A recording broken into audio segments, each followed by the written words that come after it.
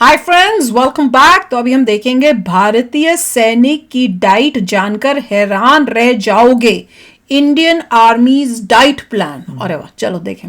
Video शुरू करते हैं। वीडियो शुरू करने से पहले अगर आप चैनल पर नए हो और आपने अभी तक सब्सक्राइब नहीं किया तो जल्दी से पहले सब्सक्राइब के बटन और बेल आइकन को क्लिक कर लो ताकि आपको हमारे सारे न्यू वीडियोस के नोटिफिकेशन मिल जाए जैसे हम अपलोड करें। अगर आपको वीडियो पसंद आता है प्लीज लाइक एंड शेयर। चलिए शुरू करते हैं। हेलो भाई लोग, मैं हूँ फैक्ट भाई और आज से कुछ साल पहले ये वीडियो वायरल हुआ था। ये देखो दाल, सिर्फ हल्दी नमक और कुछ नहीं इसके सिवाय। 10 घंटा ड्यूटी जवान करने के बाद ये दाल, ना इसमें प्याज है ना लहसुन अदरक नहीं। हूँ ये जड़े हुए पराठे सिर्फ, और चाय का गिलास, और कुछ नहीं, ना अचार ना जाम ना बटर, कुछ नहीं। भारत के जवान की इस बात से सब हैरान थे, पर भारतीय जवानों को ऐसा खाना दिए जाने की वजह है अंग्रेज। कैसे, इसका जवाब आपको जल्द मिलेगा। पर उससे पहले ये सोचो कि आप ठंड में क्या क्या उबाल कर पीते हो, पानी, चाय, सूप। पर हमारे जवानों को ठंड में बर्फ के साथ जूस उबाल कर पीना पड़ता है। ये नहीं हमने देखा था, उन्होंने ये वाला नहीं इतना सख्त है कि वो उफ तक नहीं देखा करते। था, और जूस यही का बात वो डब्बा आपको विकी कौशल द्वारा सुनने को मिलेगी। कहते अरे विकी कोई दिक्कत नहीं, हम आज को आज की तरह जीते क्योंकि हमें नहीं पता कि कल हमारी तस्वीर कब अखबार में आ जाएगी। He was a 26-year-old captain and वो उन्होंने एक स्माइल के साथ बड़े गर्व के साथ ये बात कही। लेकिन आर्मी मतलब अगर आप सिर्फ अनुशासन समझते हैं तो फैक्ट भाई आपको बता दे कि आर्मी जैसी पार्टी तो शायद हम भी नहीं करते।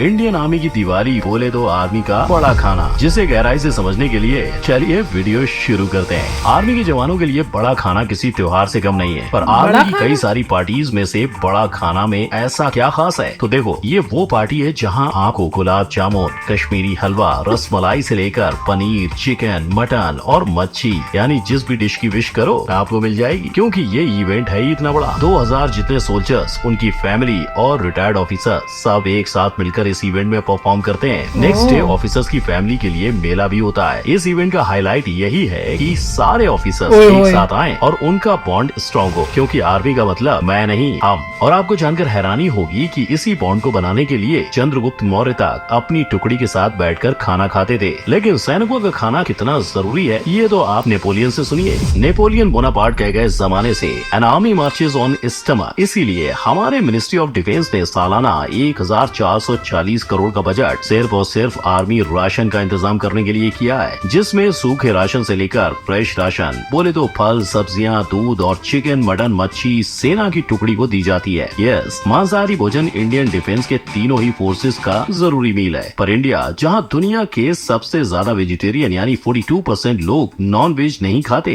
क्या आर्मी ज्वाइन करने के बाद उन्हें भी ये चीज खानी पड़ती है? वेल, इसका एक शब्द में जवाब होगा नहीं। आपके पास आर्मी ज्वाइन करने के बाद भी वेज और नॉन वेज दोनों खाने का ऑप्शन होता है। पर अगर आप मिलिट्री में किसी स्पेशल फोर्स या किसी स्पेशल कोर्स को चुनते हो तो ट्रेनिंग के दौरान आपको जानवरों का मांस खाना ही पड़ेगा, क्योंकि मुश्किल मिशन के दौरान सैनिकों का यही जज्बा उन्हें जिंदा रखता है। लेकिन जब आप मिशन पे नहीं होगे तो आमतौर पे आर्मी में क्या क्या और किस ढंग में खा सकते हो। तो भाई लोग, इसकी शुरुआत सुबह के नाश्ते से करते हैं। सोल्जर्स को सुबह ज्यादा कैलोरीज वाला फूड, जिसमें नॉर्मल नाश्ते के साथ अंडे, आलू के चिप्स और सीजन के मुताबिक फल फ्रूट का इंतजाम होता है। इसके बाद नंबर आता है दोपहर के ब्रेक का, जहाँ सोल्जर्स को लंच में सीजनल सब्जियां, रोटी और चावल मिलते हैं। उसके साथ वेजिटेरियंस के लिए पनीर की भाजी और नॉन वेजिटेरियंस के लिए चिकन या मटन होता है। एक बार लंच हो गया तो सोल्जर्स अपने अपने शेड्यूल के मुताबिक एक्सरसाइज या ड्रिल में बिजी हो जाते हैं, तब तक जब तक शाम की चाय की घंटी नहीं बजती।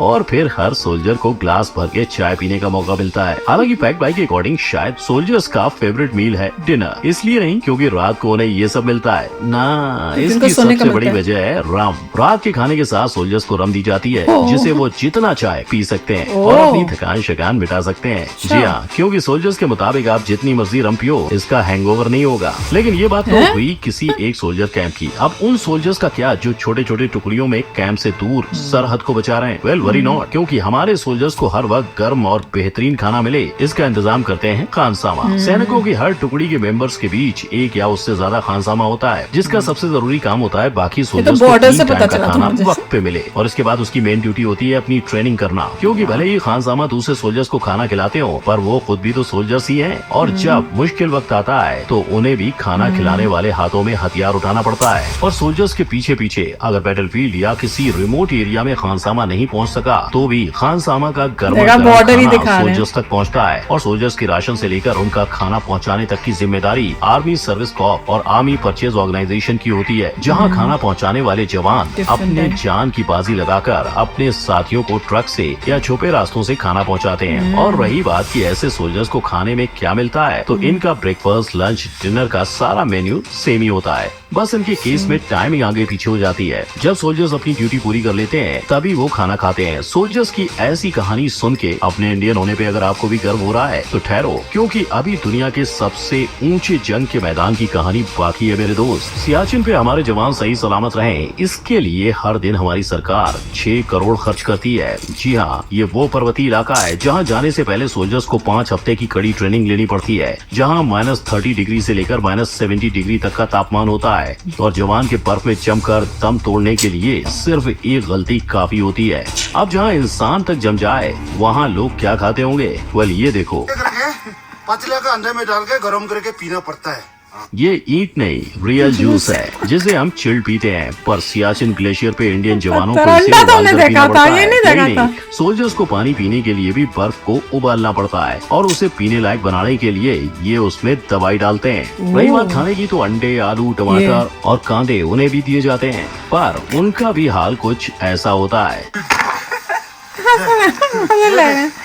इसके अलावा उन्हें पूरे 4000 कैलोरीज मिले इतना खाना दिया जाता है, जो आम इंसान के डेली कैलोरीज यानी 2 से 2500 कैलोरीज से डबल है। और इस एनर्जी के लिए भी उन्हें काफी मेहनत करनी पड़ती है, क्योंकि सियाचिन पे चीता हेलीकॉप्टर महीने में एक बार सोल्जर्स को राशन पहुंचाता है। चीता ही नहीं, इंडिया के बाकी बॉर्डर इलाकों में भी जहां गाड़ियां नहीं जा सकती, वहां हेलीकॉप्टर से ही जवानों को राशन पहुंचाया जाता है, जहां से वो उसे खुद या ऊंट जैसे जानवरों का सहारा लेकर अपने बेस पहुंचाते हैं। पर ये सफर और सियाचिन पे सोल्जर्स के 3 महीने की ड्यूटी कितनी मुश्किल है, हम इस बात का सिर्फ अंदाजा ही लगा सकते हैं। अब तक अपनी ड्यूटी निभाते निभाते 900 जितने जवान बिना लड़ाई के मुश्किल हालातों के चलते सियाचिन पे शहीद हुए हैं। इसके बावजूद आज भी सियाचिन पे हमारे जवान डट कर खड़े हैं। यानी इस सब से ये तो क्लियर है कि हमारे जवानों को हेल्दी फूड मिल जाता है। अगर आपको फैक्ट भाई की बात पे यकीन नहीं हो तो खुद जवानों से सुन लो। सोमवार को हमारे को मीट मिलता है, नॉन मीट को पनीर मिलता है और उसको फ्रूट भी मिलता है नॉन मीट को, और हफ्ते में 3 दिन या कभी 4 दिन ही मिल जाता है हमारे को मीट, और ऐसी पनीर वाले को भी मिलता है। हालांकि ये बात सच है कि इंडियन रोज सोल्जर्स का मिलना खाना चाहिए। उनके हायर रैंक ऑफिसर से कम अच्छा होता है, और इसकी कई सारी वजह हैं, जिसमें से एक है अंग्रेज, जिन्होंने शुरुआती दौर में आर्मी के सोल्जर्स और ऑफिसर्स के बीच इक्विपमेंट से लेकर कपड़े, फूड, हर चीज में फर्क किया। और आज हमारी आर्मी में ये चीजें मजबूरी में होती है। भारत को अपना हर सैनिक प्यारा है, लेकिन इसके चलते सैनिकों की टुकड़ी और उनके हायर रैंकिंग ऑफिसर्स की टुकड़ी दोनों को एक तराजू में तोलना गलत होगा, क्योंकि जितने मजबूत ऑफिसर्स होंगे उनके जवानों की टुकड़ी उतनी मजबूत होगी।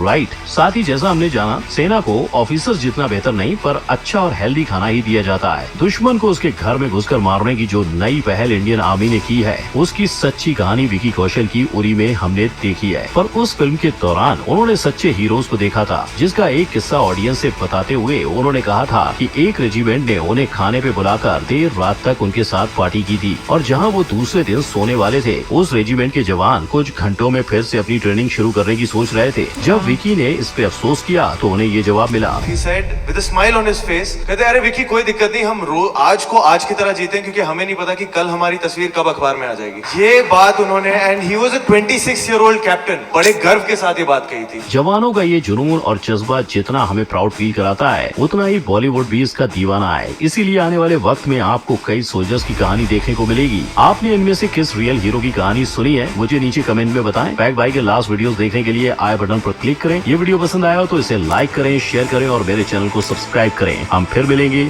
जय हिंद। बहुत टफ लाइफ है वैसे, खास कर जो सर्दियों वाले इलाकों में जो जाते हैं ना, बाप रे, क्योंकि एक तो वहां पे गाड़ियां, स्नो के टाइम गाड़ियां खाने के लिए लाना कितना मुश्किल है। जो लाते होंगे उनके लिए भी इतना टफ है कि स्नो से भरी हुई इतनी रिस्की, हेलीकॉप्टर से आता है माल। हेलीकॉप्टर से वो भी कह रहे हैं कि अगर मौसम ठीक होगा तो आएगा, अगर नहीं हुआ तो फिर वो भी नहीं आ सकेंगे।